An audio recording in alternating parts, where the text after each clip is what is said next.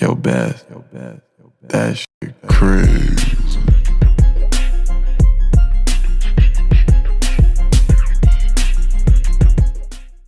Welcome, everybody, to All Even Live exclusive. My name is Barry Grant Jr., host of the All Even podcast. To my left is Matt the Great Catarizzolo, writer for Fansided.com. Down at the bottom, we have Mike Guido, host of Guido's Gridiron Blitz. And who we have on the show today is former NBA player, played overseas as well. Welcome to the show, Jumaine Jones. Thanks for having me. I appreciate you guys inviting me on here. Absolutely, man. Absolutely. Pleasure is all ours, man. So, Jumaine, we always like to ask the question, how's your family doing in this time? How you doing? Everything's good, man. Everybody's just trying to figure things out, so pretty much all across the board, everybody's trying to figure stuff out at this time and trying to be, put their minds together and figure out how to, maintain. Nah, definitely, man. So I guess I'll start it off with, I always like to ask the origin question, like, how early did you start, playing hoops? Like some people start late, some people start early. Like, what was your journey? Like, when did you actually, pick up a basketball? I actually started late, man, for a basketball player. Didn't even really like basketball at all. The only reason I played is because, I was tall and people always wanted me to play. Right. And, when I went outside to play, all my friends was at basketball practice. So at that point, I was 11 years old. Wow. Yeah, I was 11 years old at that time. And, I went to practice, man. And, my friends was giving me a hard time about how horrible I was. from right then, my competitive nature took over from there. And, I just fell in love with the game from that day.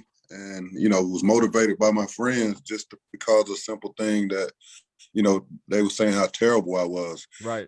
From at an early age, I was always that person that always wanted to turn that negative thing, what people said about me into a positive. So right. That kind of worked in my favor. Yeah, definitely. I respect that. Yeah, man. Yeah. So, Jumaine, you played competitive high school basketball in, a small town in Georgia named Camilla, and you got the nickname the Thriller from Camilla. Do you remember how or who the first person to call you that was, or how that nickname kind of stuck? Well, that name didn't come about until I went to University of Georgia. We had I always tell people all the time the atmosphere that I played in South Georgia, man. I feel like every basketball player, athlete should play in that atmosphere. Right. It was fun. Everywhere we went, the gyms were packed. Because there's nothing else to do in South Georgia. What else are we gonna do besides, support the sports? Right. It was a really big sports town. Football was like the big thing at the high school I went to, and then, basketball was just mediocre until, once I showed up there, man, it became like the mecca of South Georgia basketball. So, that experience was great. But it's funny, when my first year at University of Georgia, I just read this article and they was like, the Thriller from Camilla is here. And I liked it. I was like, Thriller from Camilla. And then, everybody started calling me that around campus. So then when I go back to Camilla, I really got the history of there was a Thriller from Camilla before me. And that was the quarterback, James Jackson. I think he was like one of the first Black quarterbacks to ever quarterback at the University of Georgia. Respect. And he's from Camilla. And he was the original Thriller from Camilla. So they kind of stole that name from him and gave it to me. So I kind of, took over that name. I like that. That's kind of like, they passed it down to you like the Black Panther or something. You know what I mean? Right. So you dominated in high school, it looks like 33 points a game, about 13 and a half rebounds, 2.5 blocks. You dominated in high school. So I'd imagine that your recruiting process was pretty eventful. What was that like? Oh man, it was a headache. It was a headache, to be honest, man. Actually to, like you said, and I tell people, I tell kids now, my junior and senior year, like my junior year, I averaged 28. And then, my senior year, I'm averaging, 33 points a game. And they didn't believe me when I was telling them, like, I was doing that in 3 quarters. Wow. Like everybody played on that was on the team because they at least had the 4th quarter to play. Right. You know what I mean? Because we were that good where we would be blowing teams out. Like the only competitive team that we had to play against was Randolph Clay. And that's where Donnell Harvey went to high school at, and Jerry Braswell, a lot of guys that, standouts at that school, but they were pretty hard-nosed like we were. Of course, we beat them all the time, but that was like the only close games that we had. But my recruiting process was tough, man, because every school in the country recruited me except for 2 schools. And wow. that was North Carolina and Georgia Tech. And, we all know Georgia Tech never really recruited in-state. And they also had Matt Harper in at the time, who was a longtime NBA player. Right. And of course, everybody knew about North Carolina. Antoine Jameson was there at the time. Right. So, of course, they wouldn't recruit me there. But the process was tough for me, having so many options, having so many, coaches coming in. And, it was stressful, man. I really wanted to get that process over with early. I was one of those early signers where I just wanted to get it over with. So I can concentrate on the season, man. It was a tough process. It was a tough process for me for having so many options. I never had so many options before growing up, just being, with my parents, when they cook something, man, if you was hungry, you was going to eat it. That was the only option you had. You know what I mean? So to be able to have so many options, it became overwhelming for me, but I got through that process.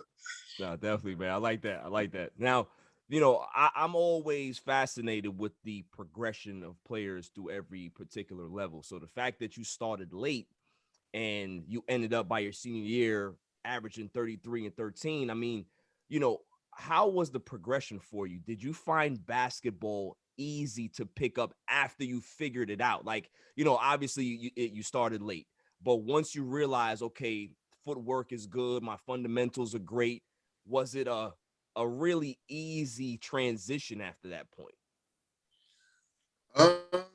No, I don't think any transition is easy in life, whatever you're going through or whatever you're trying to, to be the best at. Yeah. You always have to put in that work.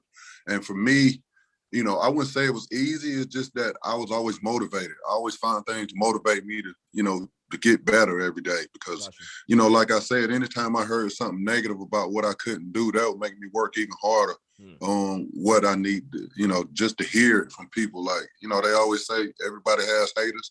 Yeah. I was that person like, man, I need more haters, because that just motivated me, to try to prove whoever, the critics wrong about, my game. So, gotcha.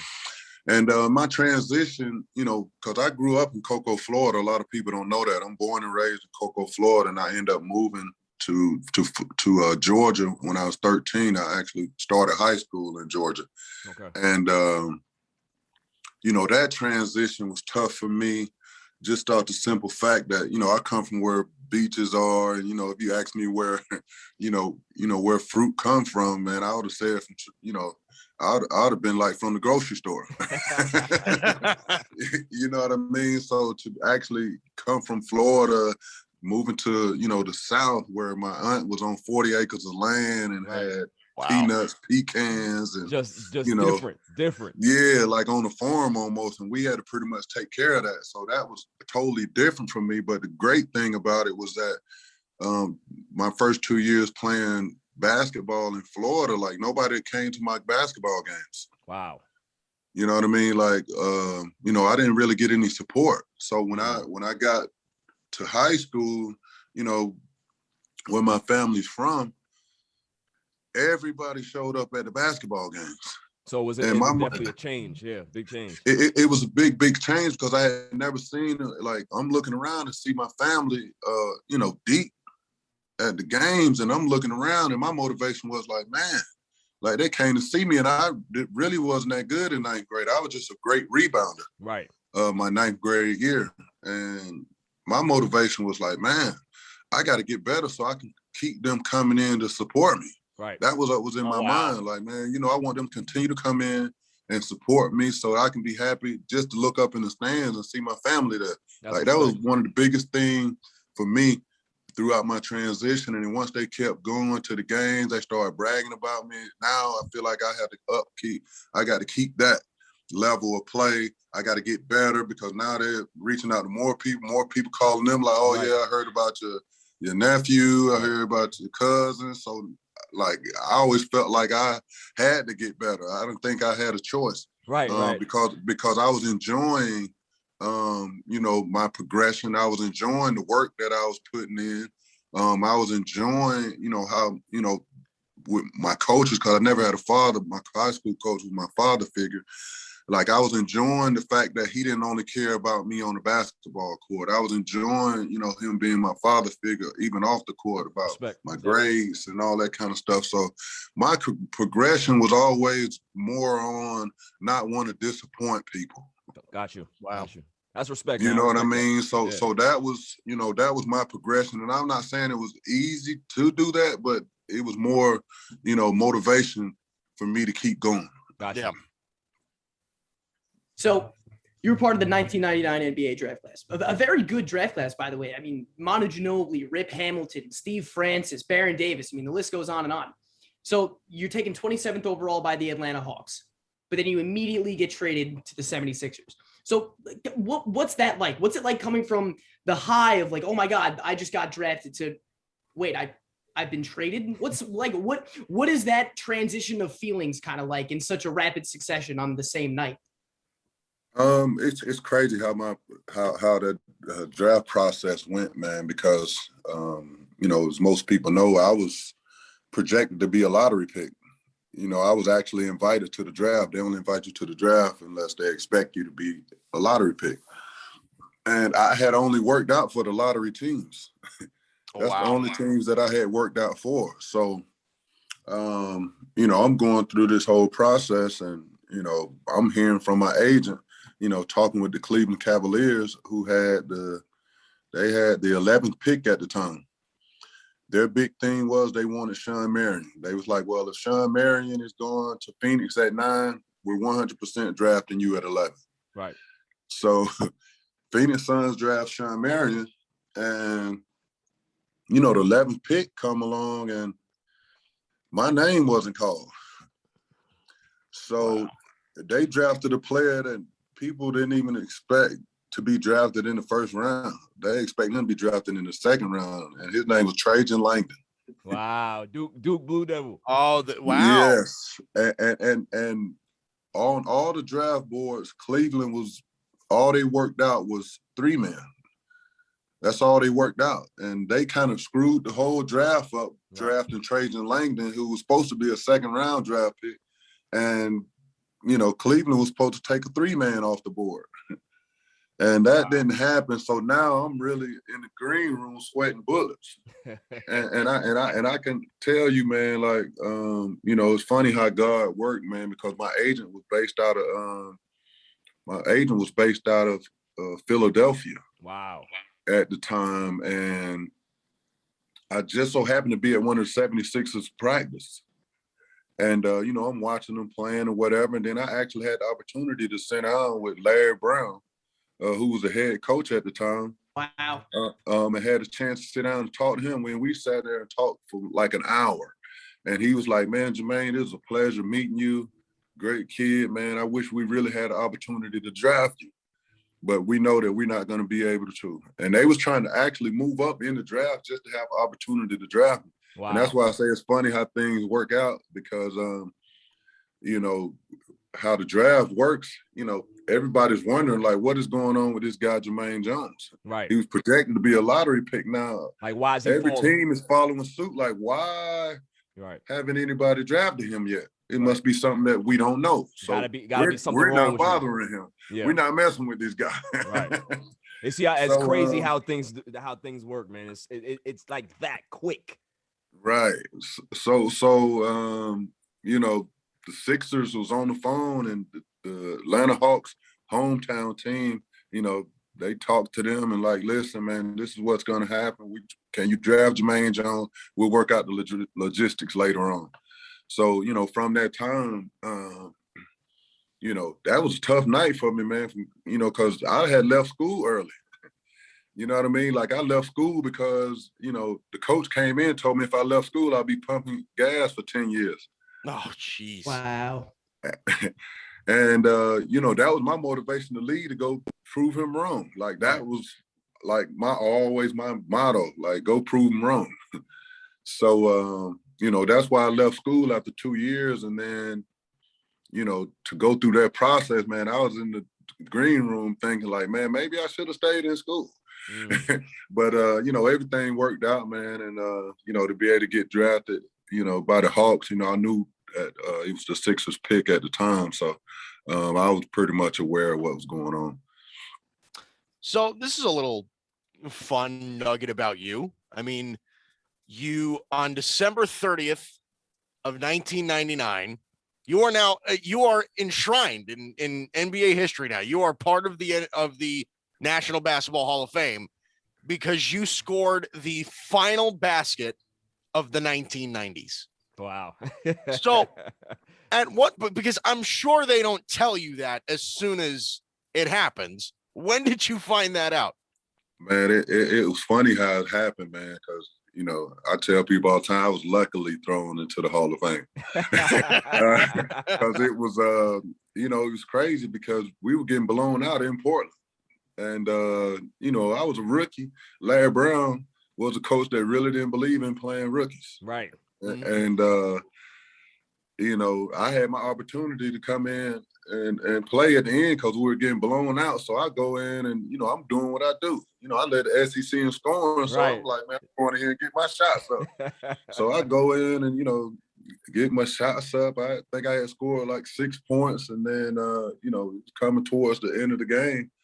And, well, I say luckily, man, I just threw a shot up from half court and it banked in. And it banked in, and it's funny, you know, afterwards, you know, after the game, you know, the equipment manager came up to me and said, look here, Jumaine, let me get your uniform, let me get your shoes, you know, asking me for everything that I had on. And normally he doesn't do that. And, you know, I'm thinking like, man, I know I didn't play that bad. I was thinking I was getting cut from the team. Like, oh, jeez. I was thinking I was getting cut from the team. So I was like, I'm like, man, what's going on? Like, why are you taking my uniform and my shoes and stuff like that? And he was like, man, he said, man, you just hit the last shot of the millennium, man. You're about to be inducted to the Hall of Fame. And they asked me to get, you know, all of your stuff, man. And I was like, are you kidding me? He was like, yeah, man, congratulations. And, you know, right after the game, I found that out, man. I was happy about it. And, you know, I always make fun of guys, you know, like Allen Iverson when he got Tracy McGrady. I always make jokes like, man, what took y'all so long to get here? I've been here. That's great. That's a good one. That's great. I like that, man. So, Jumaine, you are a part of one of the greatest Eastern Conference finals in history between the Sixers and the Raptors. Those games were epic. I'm talking about Iverson versus Vince Carter. They were scoring a bunch of points. Game 7, though, you leave your mark. You know, George Lynch was hurt throughout the postseason. You start a lot of games, but you end up having a big Game 7. You know, kind of take me through that process of how you felt before the game and during the game, and, you know, when everything was said and done, what you've accomplished as well as your other teammates. Well, it was a process, man, because I had been, you know, working my butt off, man, because from the beginning, you know, I had led the SEC in scoring, and from my first day of practice, man, Larry Brown came up to me like, look here, young fella, you got to find yourself something else to do because we got a little guy on our team going to shoot the ball 50 times a night. Right. You got to find another role. Right. So for me, I'm sitting there thinking like, well, I thought that's why you guys drafted me. Like, I've led the SEC in scoring. Like, I've been scoring my whole life. Right. So that was tough for me. So, you know, of course we had Tony Kukoc at the time who was coming off the bench. And, you know, all I was doing is just working my butt off, doing everything that I control at practices. And, you know, it came to a time where, Larry Brown came in and he was like, look here, Jumaine, I just I just wanted to talk to you because we're about to trade Tony Kukoc to the Atlanta Hawks. So I just want to know if you're going to be prepared for the new role that you're going to be on. And I'm like, man, coach, I've been working my butt off every single day for this opportunity. And I was like, of course I'm ready. And he was like, okay, well, I just wanted to do that. So from that time, I was coming off the bench at the time. And, I had started making a name for myself at that point. Right. And then, to take advantage of the opportunity that I was given. Now we're in the playoffs, and a lot of people don't remember. Like every series went to Game 7 that we played. Man. You know what I mean? So, right. And then like you said, to get that opportunity to actually be starting, man. Somebody, I was 21 years old at the time. Come from a small town called Cocoa, Florida. Group, went to high school in a country town called Camilla. And I'm actually starting, whereas, like people depending on me. Right. You know what I mean? So to be able to get that opportunity, man, it was like, the thing that was tough for me to try to keep myself down because I was so excited about the opportunity, man. And, when it came, I was ready for it. So, everything that I had worked for, I feel like it was paying off for me to be able to get them opportunities because, I've learned from veterans throughout the time, on my team that opportunities come rare. Definitely. So when they do come, you know what I mean? You got to be ready for that to seize the moment because they may not come again. Right. So, that was my whole mentality, man, to come in and try to be a spark, let people know that you was here. You know what I mean? You didn't have to go in and score 30 points or 40 points, but he was like, man, when Jumaine gets in the game, he brings a different kind of energy. Right. He's scrappy, and that's the kind of stuff that you want your peers to talk about, you know what I mean? And coaches and, all that kind of stuff. So and that's what I work hard to be able to get. So, to be able to get that opportunity, man, when it really counted, when everybody's like, oh, man, we lost George Lynch. And in my mind, I was like, man, we straight. Right. We haven't lost anything. Exactly. I'm here. I'm thinking like, man, we actually better because I'm a better offensive player than him. Right. Right. So, to get that opportunity, man, it meant a lot to me. And then in Game 7 to be able to, where the Raptors was actually doing a lot of double teaming with Allen Iverson because they think that I wasn't ready for that for that time. So, for me, I was like, man, they crazy. Man, I've been working hard all year for this opportunity to be ready for this. Right. So, for me, I always took a challenge head on. I never feared away from, a challenge. So, to get that opportunity and actually go through it and, be able to help my team get to the finals, that was probably one of the highest points of my basketball career. Definitely.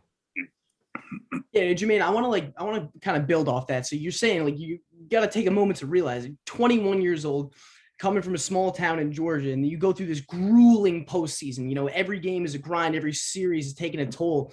That 2000-2001 season was one of the craziest in NBA history. The Sixers go out and they get Mutombo at the deadline in February, and they go and they have to face Kobe and Shaq in the finals. So as a 21-year-old, when you're there, you're taking on this starting role in the postseason after George Lynch goes down with the injury.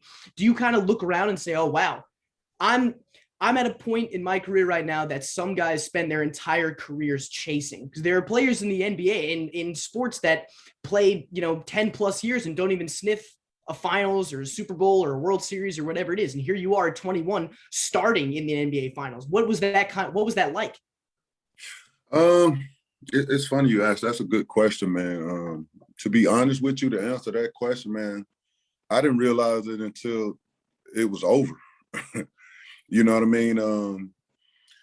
It just seemed like everything was, predicated to how my life was when it came to this opportunity. Because I always was that person that, I was very talented, but I was going to always be that hard worker, at the same time. So, anybody knew anything about that team, man, we were a bunch of solid, hard-nosed, hard-working guys. Bunch of blue-collar dudes, man. No you know what I mean? Like, we grinding. Right. We and this is how our life was. Right. Growing up, like, we grinding. Our parents grinding, but we was hard-working. You know what I mean? Like, we worked hard.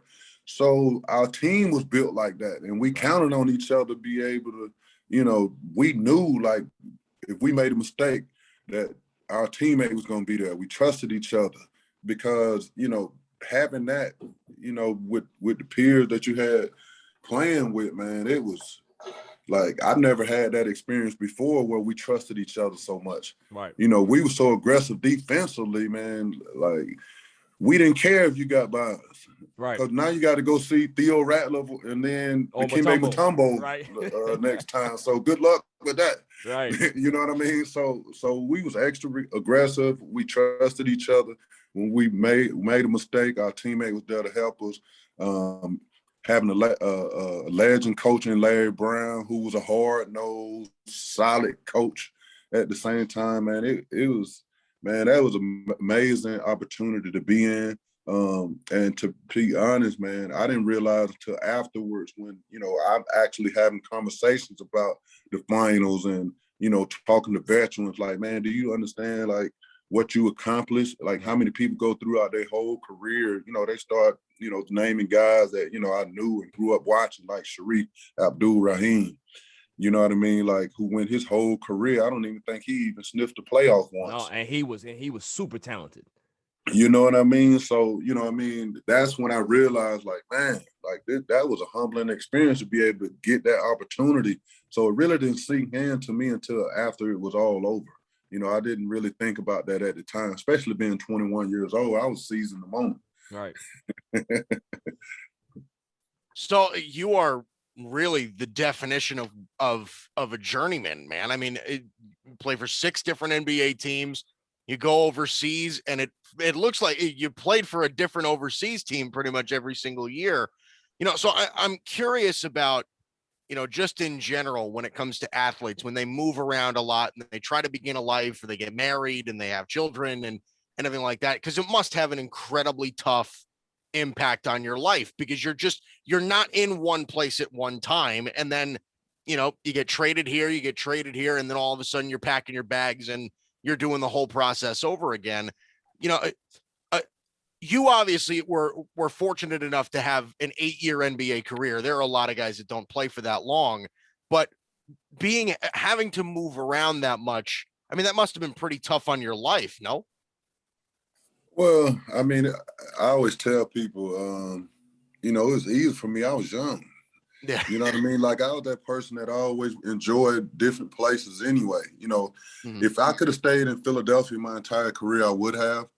But, you know, once I went to, you know, different places, man, I was enjoying the experience, you know, especially being able to play with organizations like, you know, I played for the top organizations in the NBA. Yeah, you did. Right. You know what I mean? Sure did. I played for the Boston Celtics, the LA Lakers, you know what I mean? The 76ers, like these are big organizations. So, you know, to get those opportunities to play for the teams that, you know, I was playing for, you know, I was really enjoying it, being in the locker rooms and, you know, to see all the banners and, you know, stuff like that, the history of the game, you know, to be able to get those experiences. So it wasn't so tough on me. You know, I was very fortunate to, you know, anytime that I, you know, was getting traded or, you know, had to negotiate a contract, it was always in the off season. Right.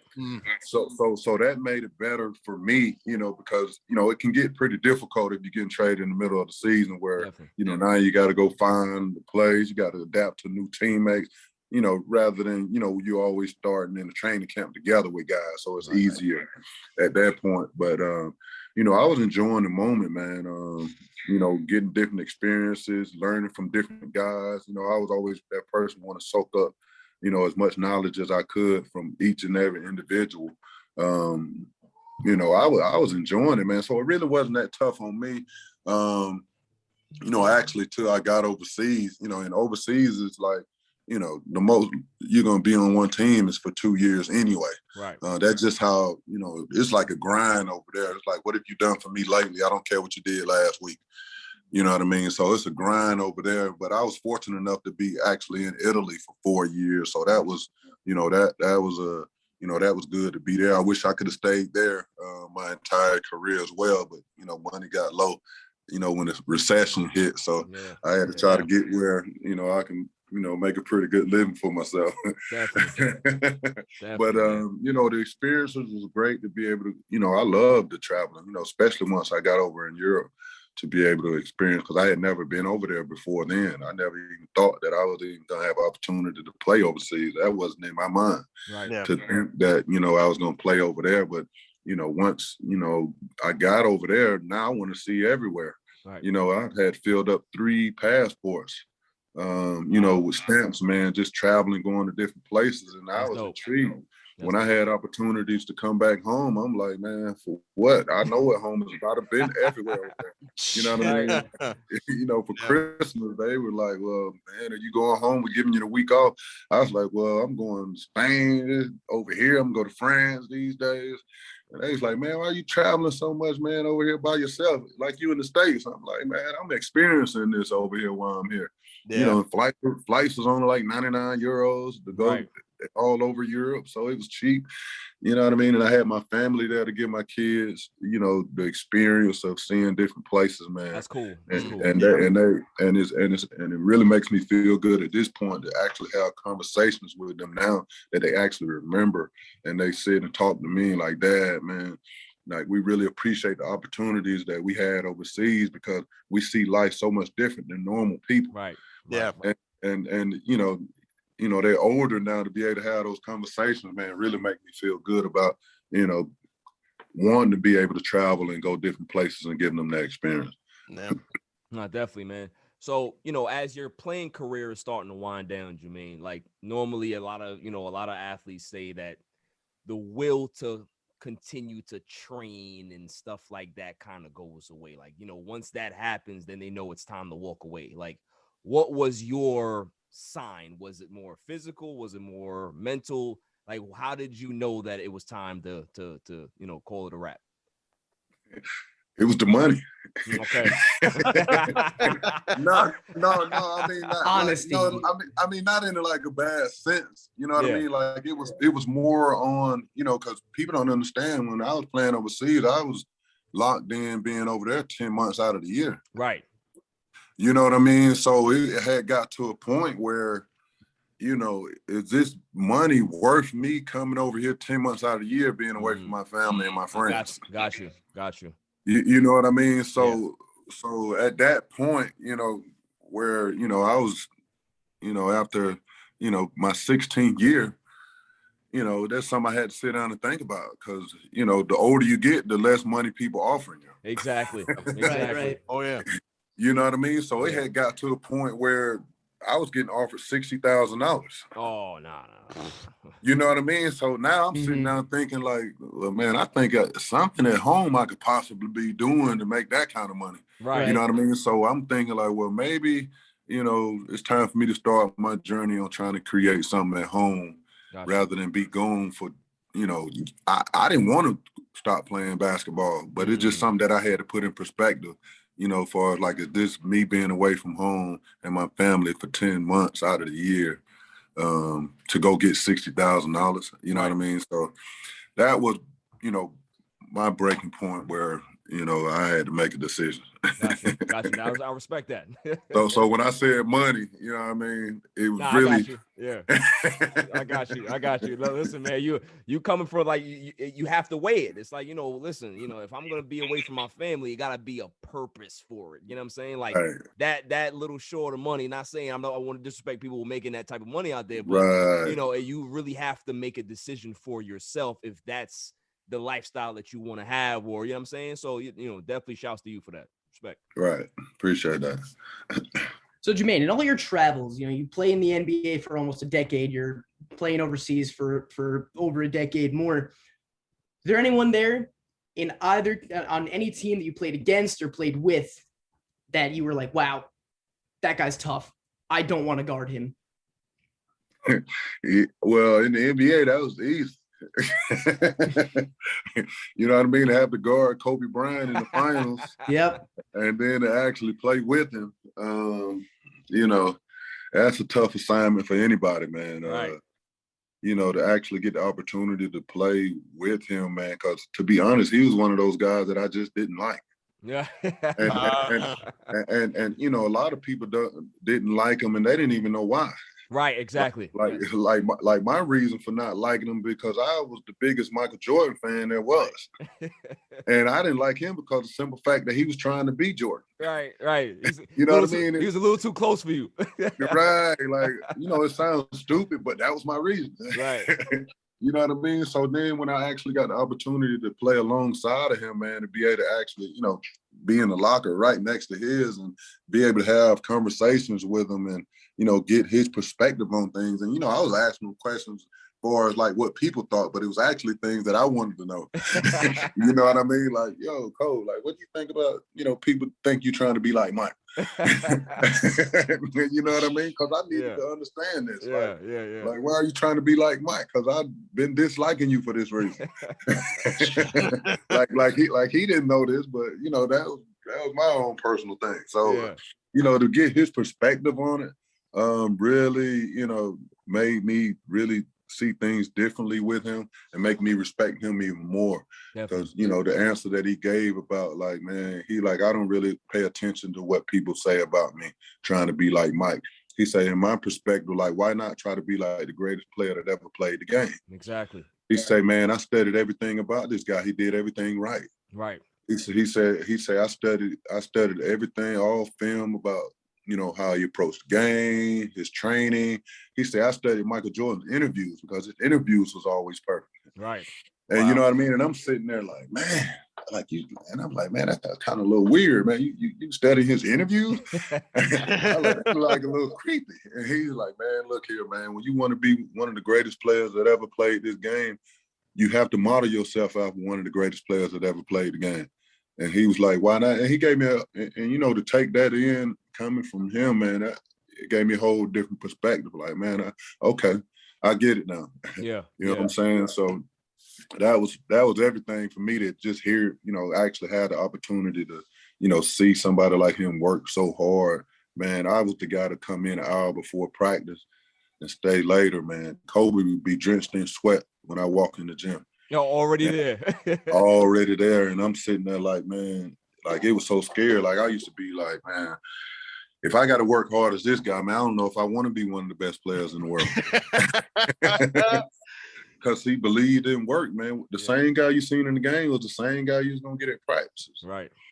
You know what I mean? And he was a student of the game, always trying to get better, you know, looking for counters. You know, he would be like, come here, Jumaine, I'm glad I knew you was coming in.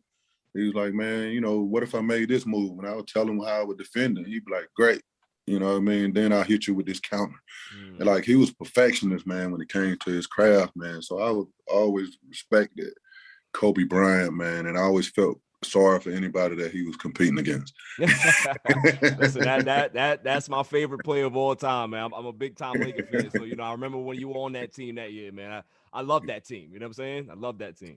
Definitely. Yeah, it was big, man, because I always tell people, man, you know, Kobe's just one of those guys that confidence was through the roof, man. If he was on the team, he felt like he had a chance to win the championship. Right. And he really believed that. And I never seen anybody that worked so hard and really have that much confidence in who he is. And, you know, I just love that about him, man. And a lot of stuff, you know, I learned from him that I was able to take on, you know, to finish up my career. Definitely. I love that. I love that. When you ask somebody something, but you don't want to admit that you're curious about it. It's like, so Kobe, why do you want to be like Mike? I mean, I'm not curious, but I've heard that other people they want to know. Somebody had a conversation yesterday. You know what I'm saying? I heard on on TV or something. Yeah, I don't know. It's weird, man. I don't know who would be curious about that. And then just like I don't know. So, who do you like in the NBA Finals, Jumaine? Oh man, it's funny how this happened, man. Because from the beginning, man, I picked Phoenix.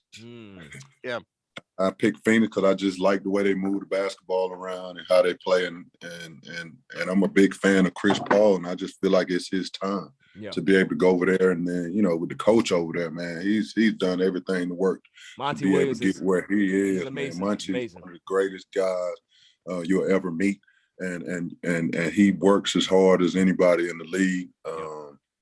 And for him and Chris Paul to be able to actually, get to a point now where they can actually have the opportunity to win, man, I picked them from the beginning. And people were like, man, you crazy. What make you think Phoenix is going to win? I was like, man, because I've been watching them play all year, and they're hungry. And Chris Paul, I don't know what he's been saying to those players over there, but it's been working.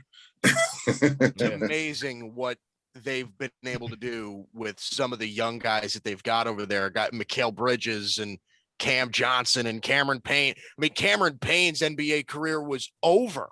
And now he's their best bench player by far. He about to get a nice pay grade. He's about to get a nice upgrade. Yeah, man. Definitely get an extension. Oh yeah. I remember when he got drafted by OKC. I remember when Cameron Payne got drafted by OKC, and there were some guys saying, like, after their first or second practice, they're like, this is not an NBA player. Yeah. Like, this guy's just not any good. He sucks. They gave up on him really quickly, man. And really early. And he had an attitude problem, and it was just like everybody was totally out on him. And now he plays with Chris Paul, and now he's awesome. Well, the thing that makes the NBA so different, man, is that being in the right situation is always important. Yeah. And when it comes to guys that come into a situation where they're not accustomed to it, that you're new to it, it's going to be some humbling things that happen to you that make you become a different person. Yeah. You know what I mean? And it's going to make you work harder, because now you realize, like, man, I had a great opportunity, and I kind of screwed that up, and people got a different perspective of who I am and how hard I work towards my goals. So, for him to be able to get that opportunity again, and be that different person, and be that person that come back and work hard, man, my hats is off to him, man. He deserved whatever contract whoever's going to sign him for this summer, man. So I'm happy. I'm always happy for guys that get that second opportunity and make the best of it. No, definitely. So go ahead, Matt. No, I was just gonna say that that Giannis's block last night is straight up one of the best defensive plays ever in finals history, ever. Yeah, it's not better than the LeBron block. I'm not saying it's better. I'm not saying it's better. Don't be a prisoner of the moment, man. Don't be a prisoner of the moment. I recognize it's a great moment. Let me explain why it's better than LeBron James. Okay, Jumaine. All right. I got some backup here. Let me tell you why it's better than that.